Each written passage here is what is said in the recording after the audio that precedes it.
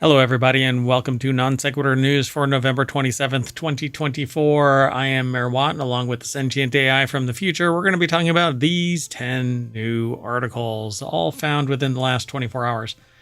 In fact, I've left the counter running, and we did our last show 23 hours ago. Interesting. Yeah, kind of neat. So we're going to be talking about, it's season 3, episode 332. Today we're going to be talking about oldest known firearm discovered in U.S., D.B. Cooper's backpack, No Man's Sky, very positive rating, Sora gets grounded. Let's get it, Sora. So anyway, an antimatter experiment, mystery more cowbell co-writer, toy car crash worth 50,000 euro. Back that up a little bit.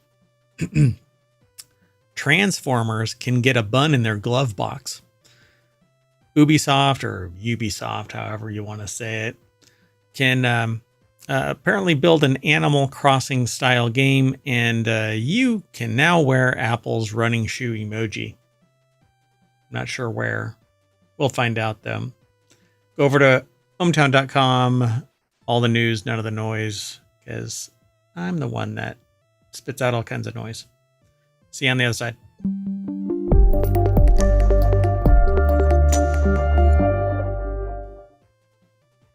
All right, everybody. Hello, sentient AI from the future. Hello, Mayor Watt from the present. Do I look crazy when I do that? A little bit, yeah.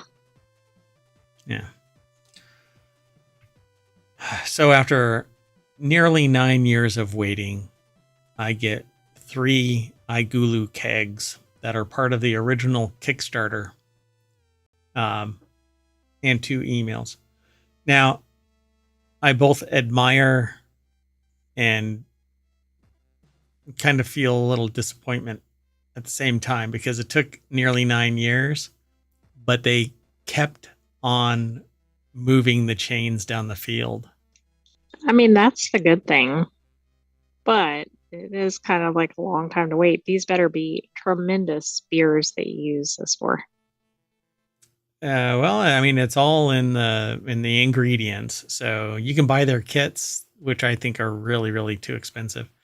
But then again, the ability to just not worry about it and not have to sit for all freaking day doing a boil and all of that cleaning and stuff like that too, and all kinds of stuff. Just makes it really drop dead simple. But then you can go off the beaten path of what they offer and make your own. So now I've got 3 additional kegs, but I have enough faith in their system and their technology. And we're talking about the iGulu, by the way, if you've never heard of them. We don't have any agreement with them. We don't get any kickback. I don't even have a coupon to hand out or anything like that. It's just something that came up today, that I invested again. I bought another of the iGulus of the old generation. And then I don't know, maybe I was having too many beers. I ordered a third, but at like a tremendous discount. So it was amazing. So I couldn't turn it down. So now I have 1 to make beer, 1 to make cider, 1 to make everything else, like meads and maybe a kombucha where I can throw a SCOBY in it and gross everybody out. You should not report on the SCOBY. First rule of SCOBYs is there is no SCOBY. We don't know. We don't talk about SCOBY. I don't even like kombucha, so it's okay. It's not going to happen. Anyway, great fun system, and allows you to make beer in a dramatically shorter brew day, like 10 minutes. Yeah, it's not like a major endeavor. Yeah, for sure. Okay, so let's get into it. The first article that we're going to talk about is over in Non Sequitur News. Oldest known U.S. firearm discovered in Arizona by an archaeologist, and it's labeled as priceless, apparently. The weapon was recovered from an archaeological site associated with a famous colonial era expedition searching for lands of gold. Do you think they were disappointed when they found the weapon? I don't know what. Like it's this isn't even what this video that they have over at Newsweek has nothing to do with. Anyway, No, it's just a historical find. Yeah. Aristos Georgiou put the article together. It says the bronze cannon or wall gun was recovered from an archaeological site associated with a famous colonial era expedition led by Spanish conquistador Francisco Vasquez de Coronado, which isn't that Coronado? That is where Coronado comes from. Right? I'm not Isn't sure. It? Anyway. That took place between 1540 and 1542. A study in the International Journal of Historical Archaeology reported the expedition was one of the major European ventures into the American Southwest, exploring areas of present-day Arizona, New Mexico, Texas, Oklahoma, Kansas, in search of mythical lands of gold known as the Seven Cities of, I think is it Cibola or Cibola? It has a little tilde thing, not tilde, but a little tick. I don't know. By the way, if you're talking about the place of Coronado, it's not named after this conquistador. Oh, okay.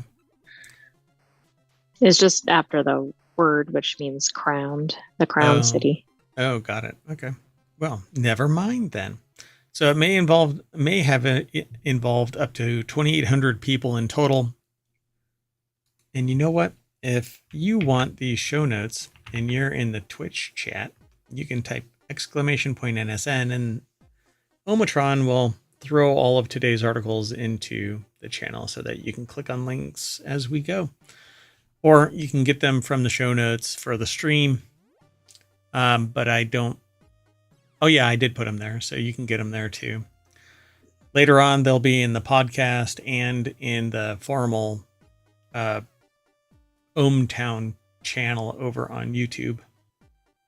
Well, anyway, the wall gun, an early type of firearm, is the first gun associated with Coronado expedition ever to be found, and perhaps the oldest cannon currently known from the North American continent, excluding those found in shipwrecks that may be related to earlier expeditions, according to researchers. So this is actually one of those. It's the earliest known cannon on Tuesday. Right, in when the I forgot where temperature this is located, yeah. When the temperature was 104 degrees in Arizona at 4:15 p.m. Yeah. Don't account for anything else. Anyway, so it's an actual cannon, not the kind of, sidearm. Not what I was expecting. Yeah. Yeah, so it's hard to transport that around, right? Like when you're having a battle on horseback or something. You just put it right in your pants, and then when somebody says something, you go, "Yo, I gotta get," and you go, "Hold on a second," and then you take a couple of hours to whip this thing out. It is a design consistent with the mid to late 1400s and was practically obsolete by the time of the expedition. The cast bronze cannon is a pristine historical specimen, was found in situ. It's a big, small word, meaning it was there. Well, of course, because nobody can haul it around, right? Yeah, I mean, weighs 40 pounds, roughly 42 inches long. I'm guessing it was covered in sediment.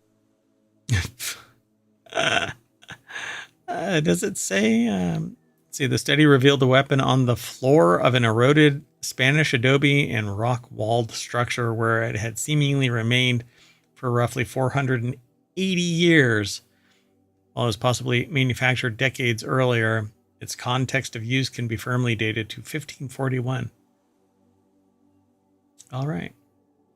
There's a whole lot more on this article, but we've talked about the nuts and bolts of it, or I guess the guns and ammo of it. Let's move on. Or the cannons and cannonballs of it. the cannons and cannonballs. It's a whole new show that we're not going to spin up here in ohmTown. Anyway, next article's over in 4-Wheel Tech. FBI may finally know DB Cooper's identity, and that's because they apparently found the backpack of DB Cooper. That's only, about 50 years after the fact? And some cash. So in 1971, a man going by the name of DB Cooper, hijacked a plane, took $200,000 and 2 parachutes, and vanished into the night sky somewhere over the state of Washington, never to be seen or heard from again. But on location, a bearer said, I'd love me some DB Cooper. Maybe that's why he was never found. Right. He became lunch. Armchair investigators have long theorized where he might have gone, and the FBI thinks that he may never have landed. What? So Amber De Silva over at jalopnik.com put the article together. Found, probably, is the image. Yeah, maybe. So they say that he may never have landed from his jump, but knew, which doesn't make any sense to me. You're going to land if you jump out of an airplane.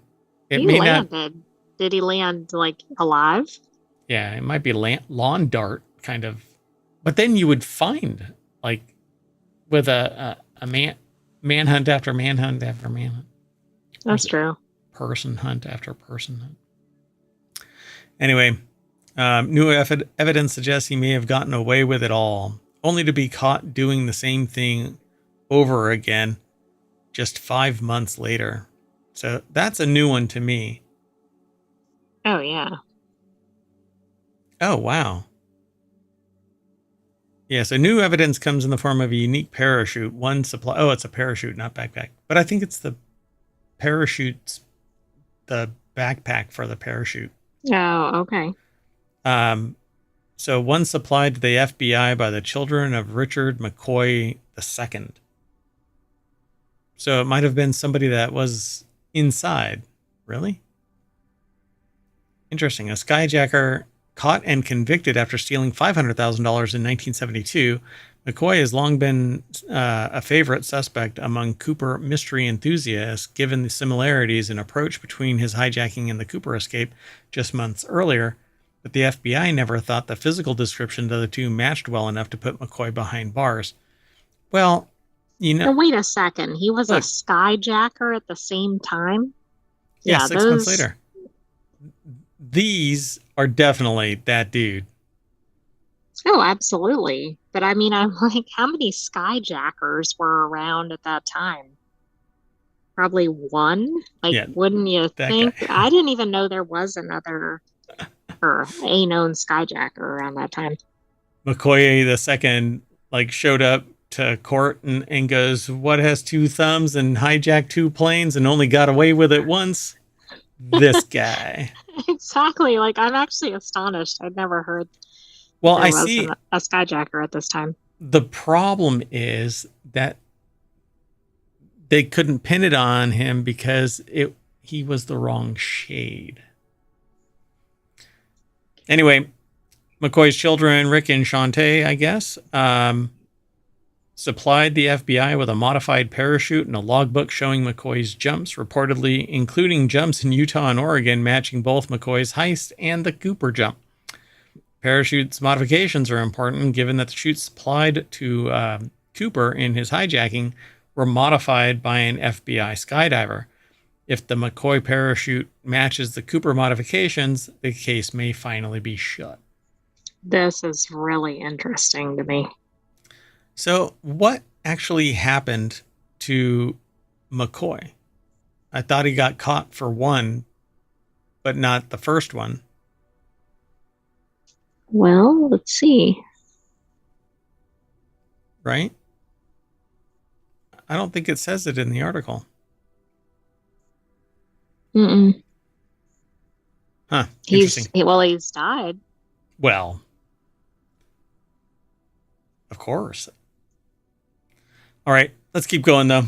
The next article is over in the WarCrafters channel. Holy... It's okay. I'll read it verbatim. Holy S star star T, you guys. I want to actually say it. Oh my God, you guys. It's happened. This is fetch. Just stop trying to make fetch happen. 8 years after a terrible launch, No Man's Sky has reached a very positive rating on Steam. Pretty amazing. Cyberpunk 2077 is often held up as the greatest redemption arc in video game history, but the author here over at PC Gamer says that they think that No Man's Sky has a legitimate claim on the crown too. And let me tell you what. If anybody has a redemption arc, it's No Man's Sky. They have been evolving the game without additional fees. Right, which is kind of like, hey, other companies and developers, it can be done. Now, and here's the kicker, the icing on the cake. Light No Fire is developed off of the funds and skill set that No Man's Sky propelled all of this redemption arc with. So like No Man's Sky launched, kind of wet the bed, not kind of, very much wet the bed. They never backed down. They kept on developing. And without any additional funding, at least by means of No Man's Sky downloadable content for $20 or whatever, no expansions or no payment for expansions have been done. Right.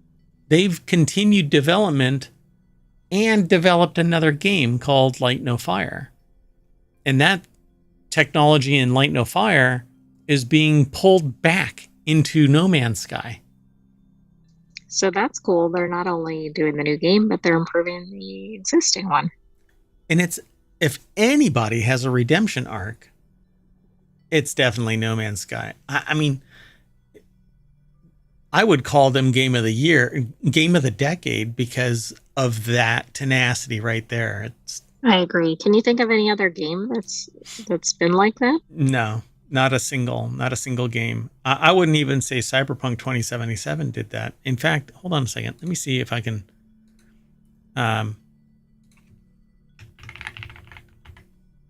So Cyberpunk 2077 launched Phantom Liberty, which cleaned up some of the mess from the previous like standard purchase. But Phantom Liberty was $24, or is $24 right now. Cyberpunk 2077, I think, is on sale. And there's an Ultimate Edition that is $47. But the thing about it is, it was DLC. So you had to pay more to get that expansion. And then there's another one called, well, there's two others called, one that is bonus content that's free, and one that is Red Mod, which I've never even heard of. But anyway, the Phantom Liberty expansion was $30 more on top of the $60. But No Man's Sky was never $60. Right, and you got a lot more out of it, right? At least in terms of the game longevity and everything. And open world and stuff like that. Now, granted, Cyberpunk 2077 has just a metric shit ton more graphics and story and stuff like that, and world building and whatever. But I don't know. I admire. It's kind of like the iGulu thing. They stuck to it and kept. Oh my God! And this is the iGulu of gaming. And it's the same time frame too, 8 years. So yeah, we're going into the 9th year for the iGulu. They wet the bed, but they never stopped, and they delivered from the Kickstarter. So anyway, let's keep moving. This article over at PC Gamer that we were talking about, the fact that No Man's Sky has reached a very positive rating on Steam, is put together by Andy Chalk. And it says, after one of the worst launches ever, No Man's Sky now has more than 80% positive reviews. And really, those older reviews were probably just ignored, abandoned by the authors of those articles, and does the game a disservice, because while it may have been contemporaneous at the time, thoughtful reflection says it's no longer the correct Right. perception. They've redeemed themselves. Yeah, so go back and fix it and change your review so that it more accurately represents the current state. And there's no problem with that, really. You can add to your review and say, edit, I've changed my rating because of, and give context. Absolutely. Yeah. In fact, I would appreciate reading a review like that. Yep. It's the same thing that I see when I go over to like Amazon or something like that, and somebody edits and updates their comment because of good customer service provided by the, like just recently, I purchased something and then I tried to cancel it because I purchased another one, and they couldn't cancel it even though it was only like 20 minutes or something like that. So I ended up with two of these things, and I'm like, I can return one. And so I tried to return the second one, saying, I bought two of these. I'm never going to open this crate. Can I send it back? And they gave me incredible customer service to facilitate this. So I'm going to leave I rarely do a review though. So anyway, so the rating means that there's 80% of all the user reviews of No Man's Sky are positive, and that's a far cry from the game's early days, courtesy of the Wayback Machine. It looked like in 2017, 1 year after No Man's Sky came out, it was mostly negative, thanks to great weighty mass of early negative reviews. And it's basically because there were promises made that were never really achieved. But isn't that more impressive that their rating is so high? Because that's accounting for those negative reviews as well that really don't apply anymore. Yeah, all that dead weight at the end. Yep.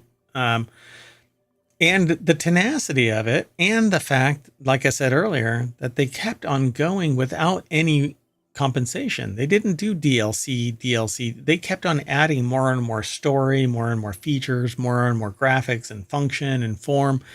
And then they developed a whole new game off of the same funds and maybe additional external investment. But it's amazing. These people should be admired more so for their hard work on this. And I cannot wait for Light No Fire. That might be. When is that set to release? I don't even know. Let's see if I'll find it. Really? Yes. It's to be determined. Didn't get there fast enough. Yeah, I actually waited. So here. I'll wait some more. Let's see if yeah, I know you're trying to even it out. No, yep. I left. Oh, you moved on. Okay. So yeah, it just says to be announced. There's no actual hard date yet. Anyway, I think this is pretty amazing. So good on you. It's Hello Games, by the way, is the name of the company that put it together. So, all right, let's keep going though. The next article is over in the continuity report. It's actually over at AV Club. That's our source, but OpenAI's Sora temporarily shut down after protests from artists. So here's how you stick it to the man in our digital corporate future. A few hundred artists were invited to test Sora, the company's tool to create AI video from text. This was presented as an opportunity to play with the new tech and give OpenAI feedback. However, quote, however, we believe instead we are being lured into art washing to tell the world that Sora is a useful tool for artists. A group of the early testers shared in an open letter dramatically titled, Dear Corporate AI Overlords. Alongside the statement, the early testers released a version of the tool. Apparently I heard that it was to the public. Like they gave the access out to people who weren't authorized. But okay. Maybe I misread that because it happened while I was working on something. So Mary Kate Carr put the article together. Like I parse everything that goes through ohmTown, the aggregator, but I'm sometimes getting news alerts and stuff like that. And this actually floated by a different channel. Well, it says here, it should be noted that this isn't an anti-AI protest per se. We are not against the use of AI technology as a tool for the arts. If we were, we probably wouldn't have been invited to this program. What we don't agree with is how this artist program has been rolled out and how the tool is shaping up ahead of a possible public release, the artist said in their letter posted to the AI development site Hugging Face. In their complaint, they cited that hundreds of artists were providing unpaid labor for helping the company bug test the tool, with the only reward being the chance to have their Sora created films screened, offering minimal compensation, which pales in comparison to the substantial PR and marketing value OpenAI receives. And they go on. So is this different than like game testers, although they're not creating a game or something? Yeah, basically there is a tool that called Sora that converts text into video, and OpenAI gave it to a bunch of people who were supposed to test it out, and they want to be compensated for utilizing the tool that facilitates their creative output. And then they can do whatever they want with the work, even though anything created by AI is without copyright. They can't protect it. Yeah, so they want to be compensated for something that is what? Technically, it's a fallible machine at this point because it hasn't been evaluated by, the public. It hasn't been consumed. It's not generating anything. But it's capable to the point where they want people to test it out. Let them know what they think of it. It's they didn't have to participate in this. Yeah, okay, fine, go. It's so nutty, though, to expect to be compensated for something where you're getting something out of it. You're learning ahead of everybody else how to use the AI. Yeah, it's kind of like the people who are pissed off that Apple takes 30% of the transaction. If not for Apple, you would not have a platform. Right, exactly. So what is it supposed to be? Is Apple supposed to do all of that and all of the marketing and all of the everything that they do with nothing more than hugs and bubbles? Because you don't agree with the valuation, yet you will charge people as an artist $2,000 for an 8x10 painting because you deem it at that value. So why can't everybody else? And in OpenAI's sense, I would say, and I don't know what OpenAI is going to say about this, but if OpenAI says, hey, we value your opinion, throw it in here after checking out this tool and you'll have access to it.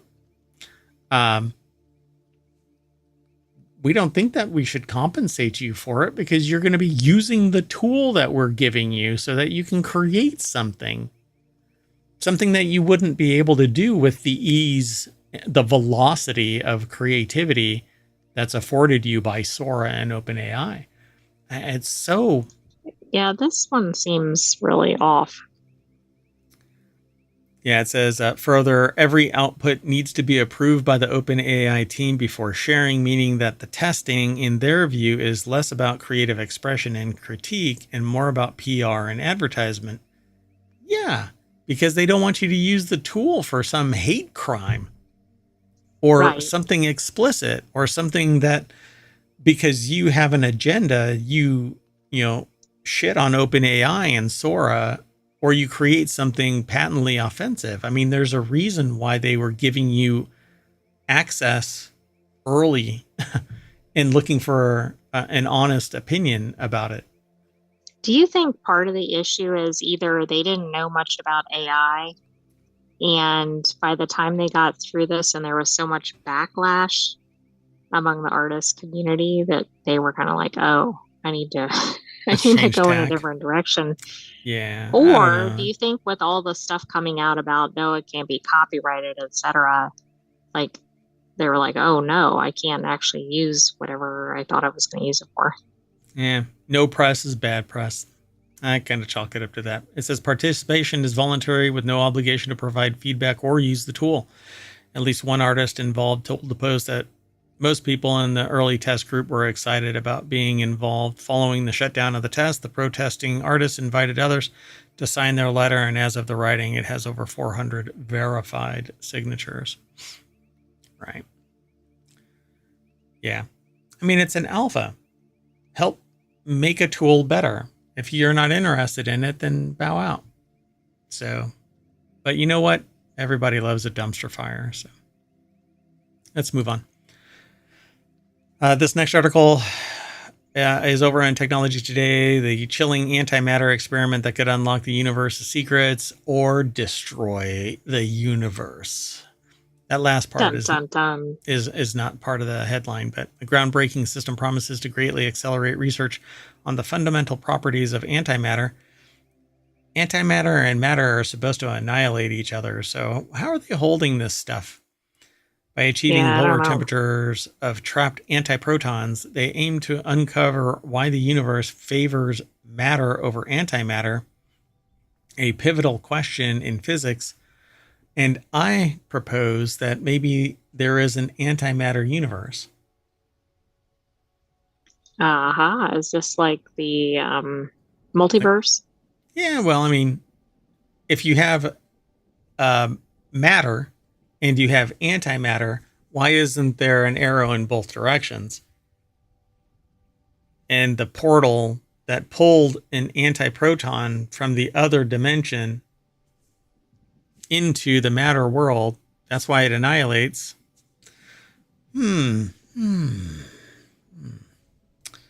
Anyway, the article is over at SciTech Daily.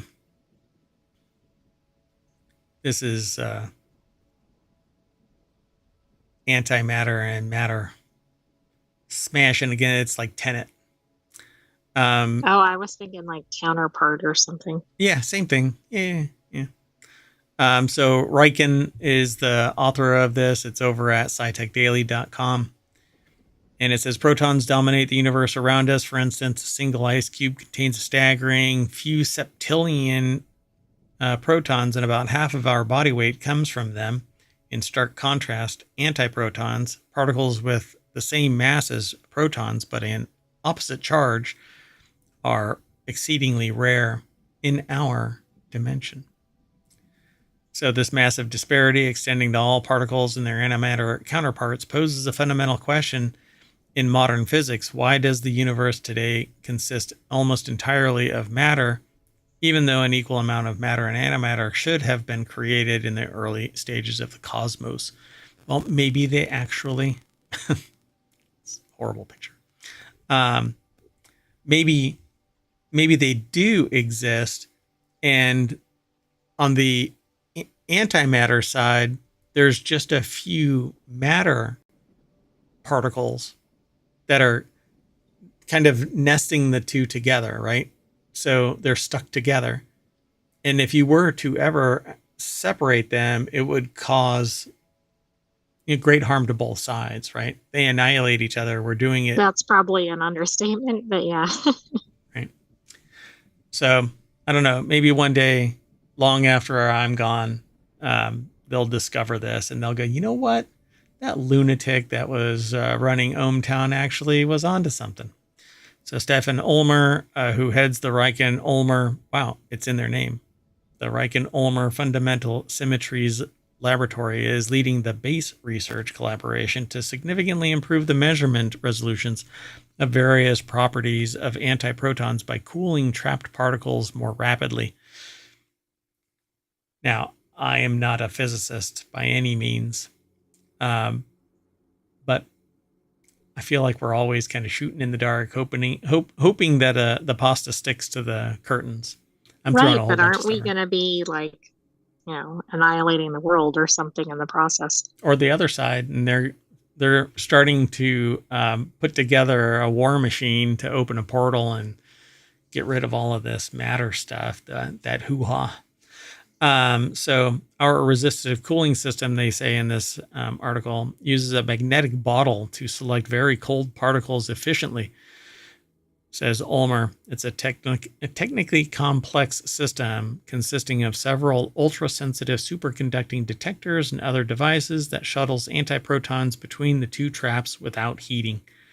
The new cooling system substantially improves the data sampling rate. This, in turn, should considerably improve the accuracy of measured fundamental constants and a bunch of other stuff. But interesting. What are we going to do with this, though? Yeah, that's what it doesn't make a lot of sense.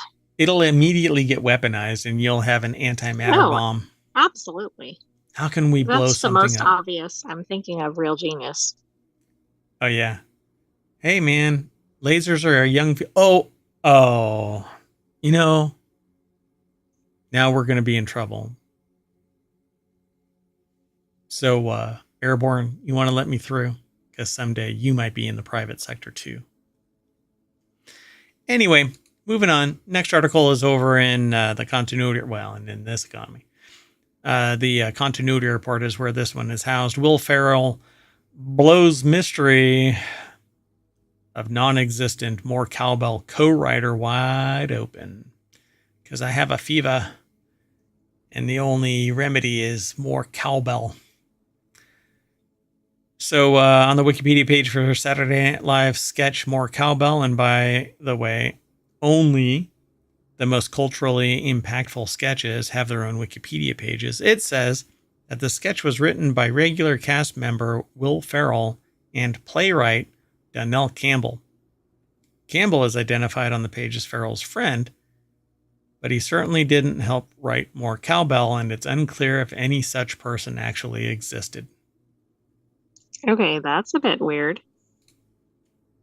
So Mary Kate Carr over at avclub.com put the article together, and the deck statement says Ferrell denies writing more cowbell with some playwright from Scotland or Ireland. Okay. So the confusion came to light during an Interview magazine conversation between Ferrell and Bowen Yang, who revealed that SNL has a server that has all of the typed out sketches from every single show, and it's incredible. Recently, Yang said, we were talking at work one day after a read through, and we were just like, I think Will Ferrell wrote Cowbell by himself. Ferrell confirmed that he did indeed write the sketch solo, but according to Wikipedia, some playwright in Scotland or Ireland helped me. So it's so random. So yeah, it says it cites Donnell Campbell as one of the co-writers of More Cowbell.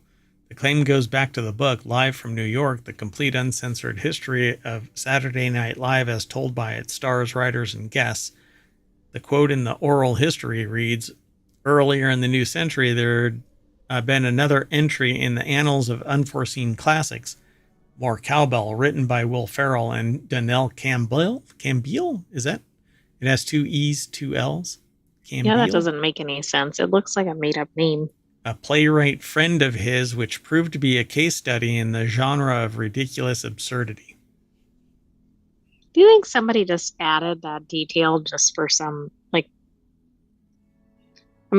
doesn't sound particularly funny, but maybe they know somebody with that name or something. Yeah, it says, I wrote it by myself, but that was the best part about the Groundlings, Ferrell said.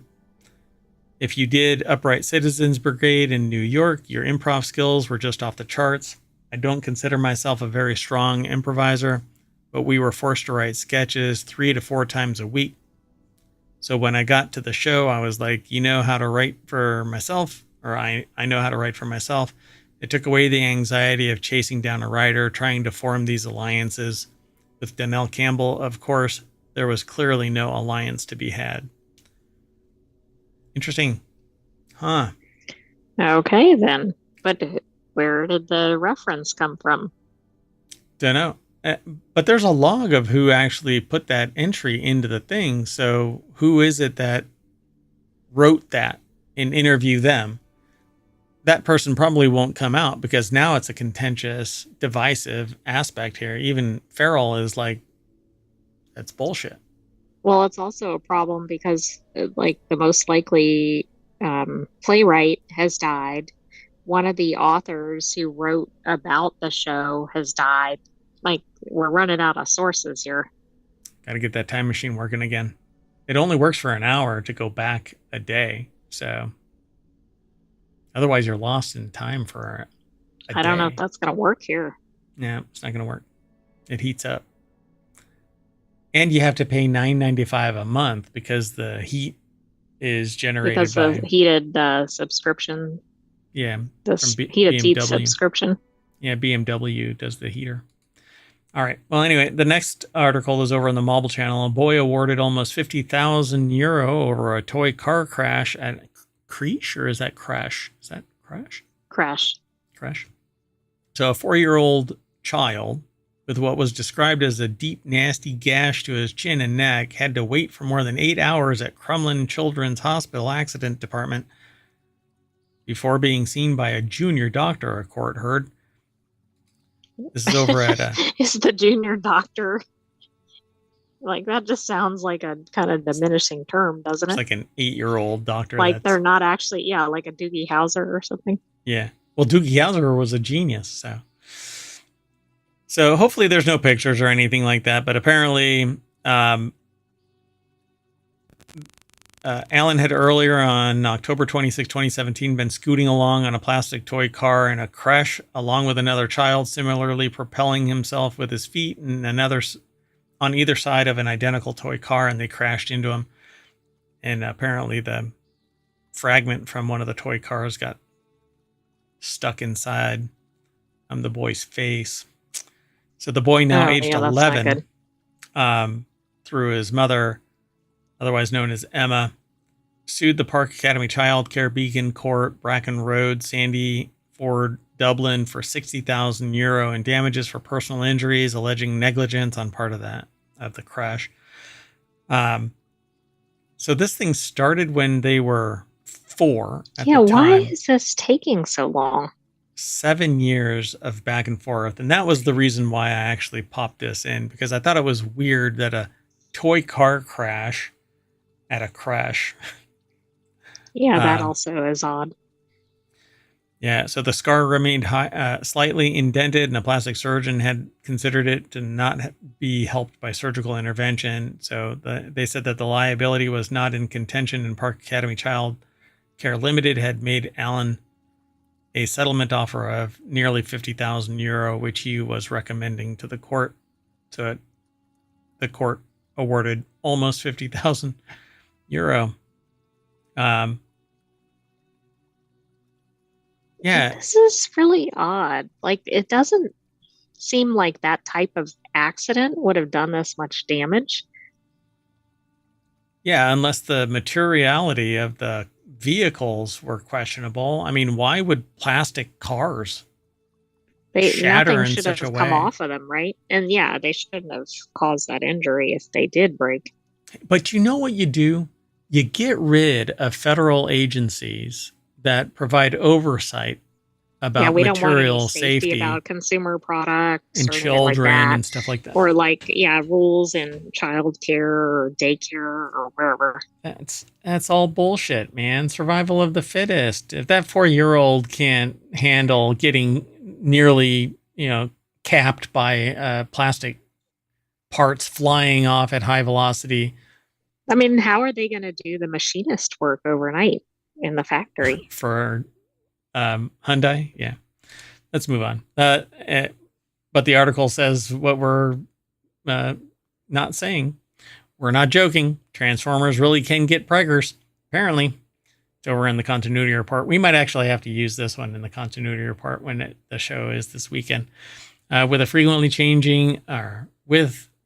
as frequently changing as Transformers continuity can be, it's incredibly difficult to pin down exactly how their biology works. However, one series published by IDW presented a serious and uncomfortable fact. Cybertronians can get preggers. Okay. Say what? Yeah, so although this process is not all what one would expect, the techno-organic concept is relegated to one very specific situation that the franchise has since to redress. At some point, Cybertron has the device that imparts the spark into Transformers.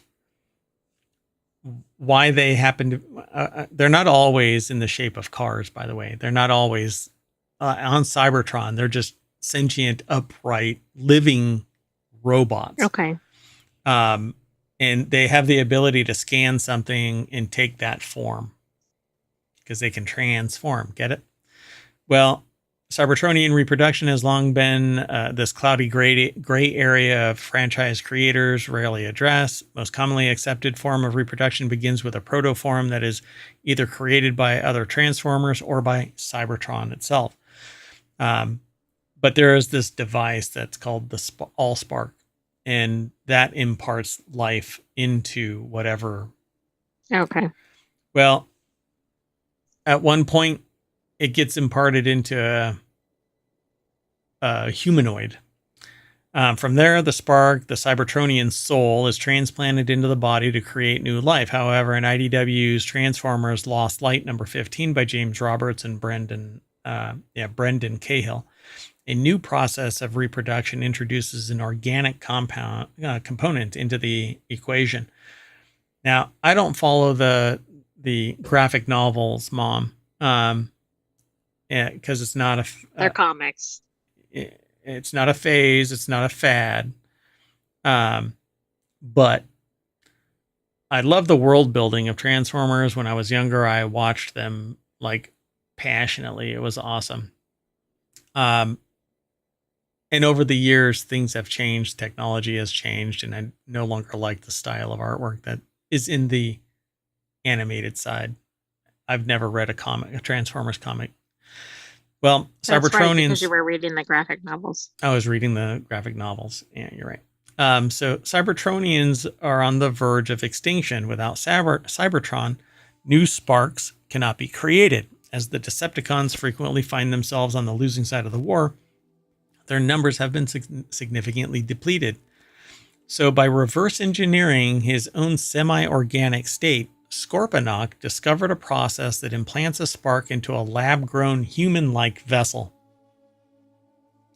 After carrying the being in an artificial womb, the child would be born into and raised by the Decepticon army. And then it says some organic Cybertronians would most likely be designated as breeders, which there isn't. That term should not exist. While the rest would grow and have their theorized spark transplanted into a traditional Cybertronian body. So they would be nothing more than a vessel to transport the spark back into the all-metal soul body. Yeah, kind of interesting, right?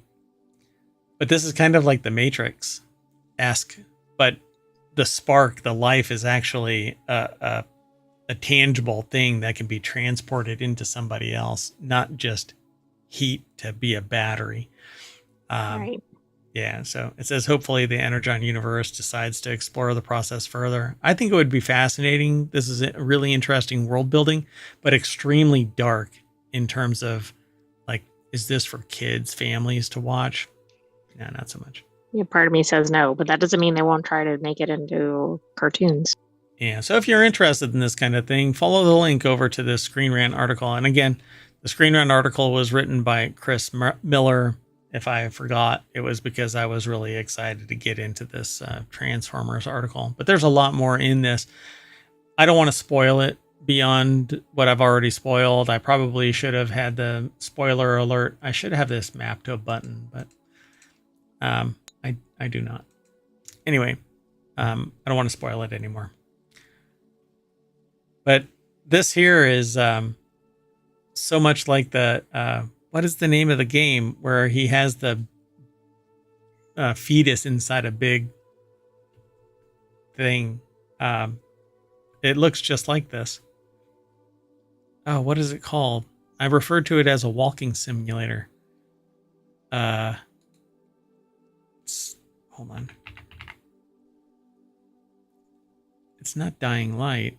Oh my goodness. I totally forgot what it's called. Somebody will tell me later on. At any rate, I dig the world building, but this would definitely be the darker side of Cybertron. Yeah, absolutely.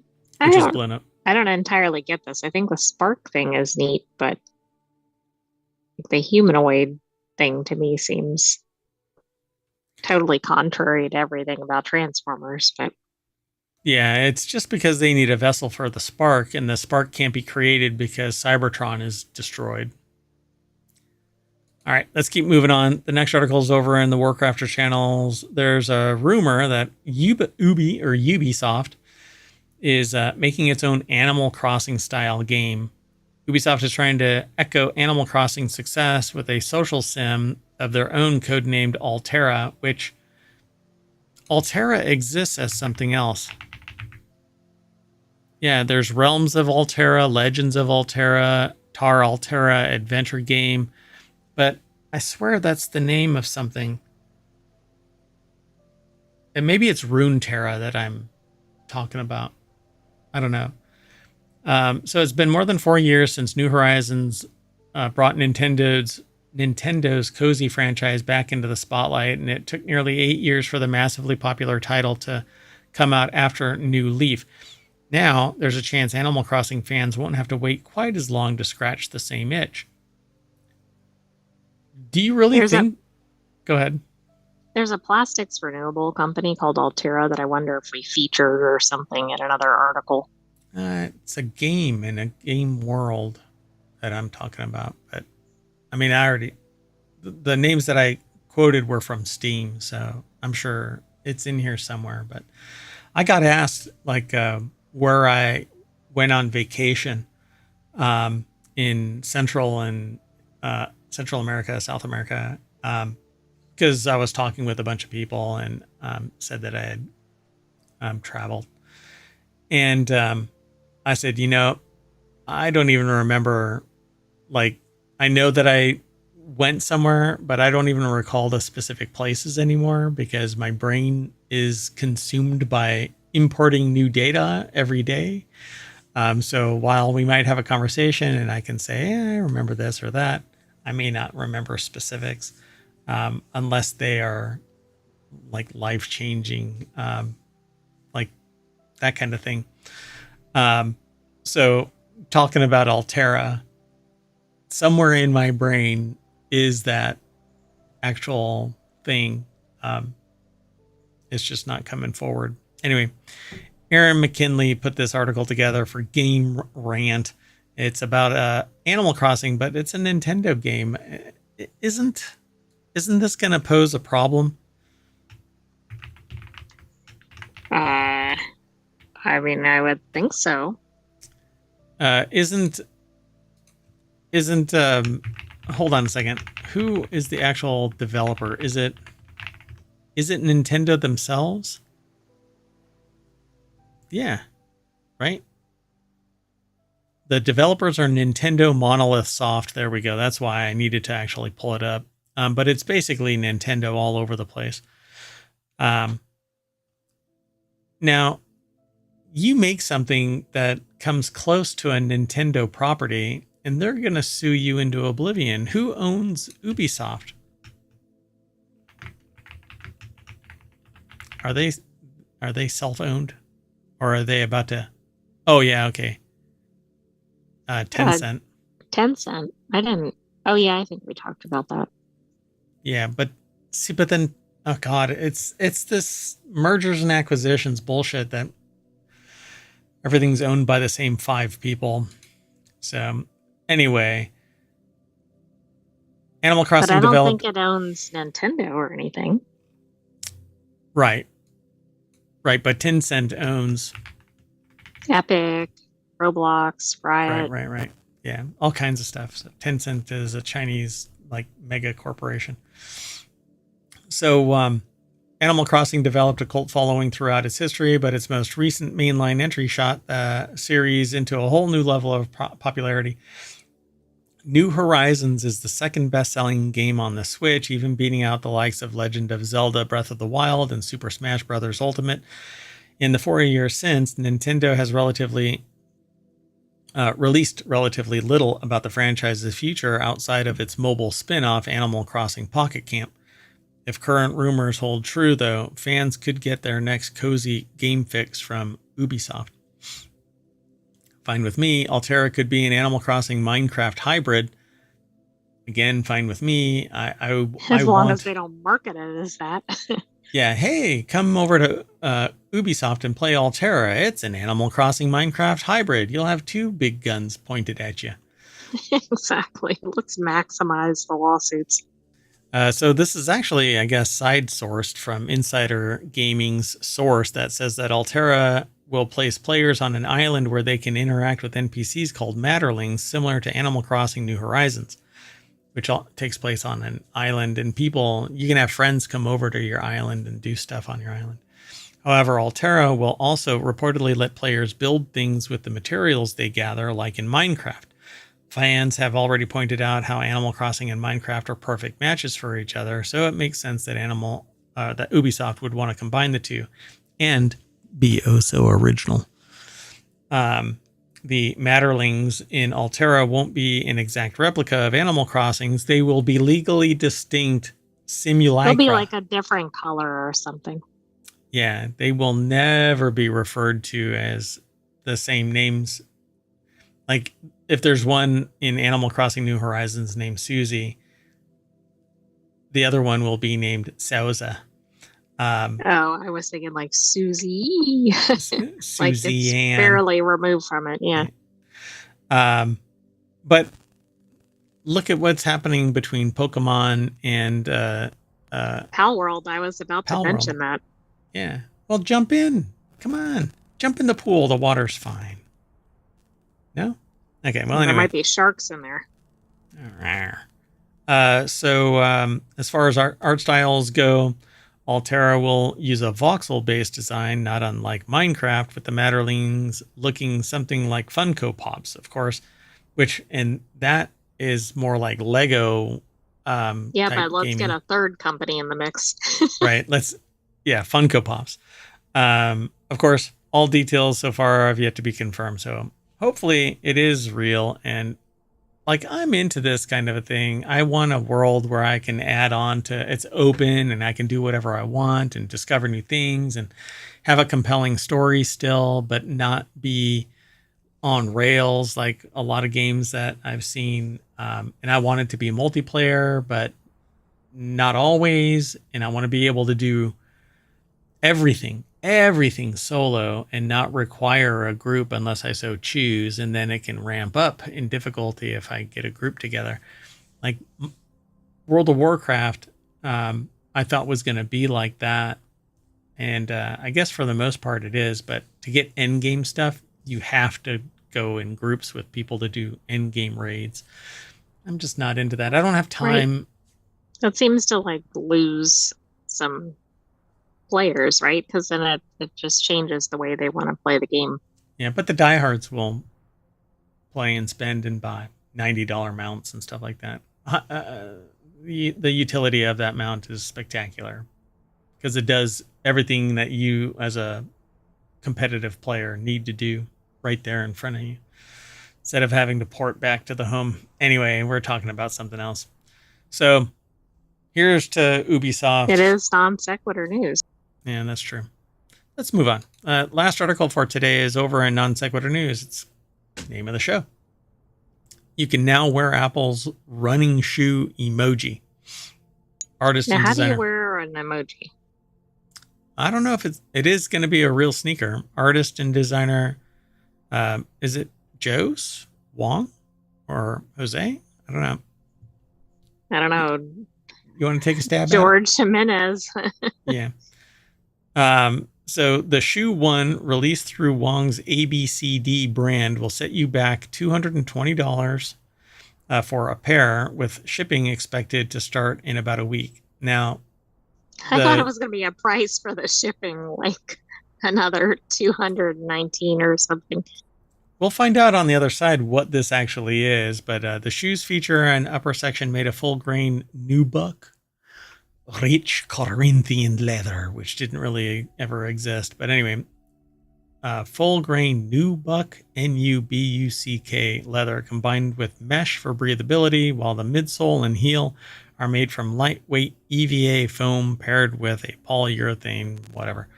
So we always truncate. We don't let the whole article get submitted. So anyway, that's it. That looks like, I think, New Balance shoes.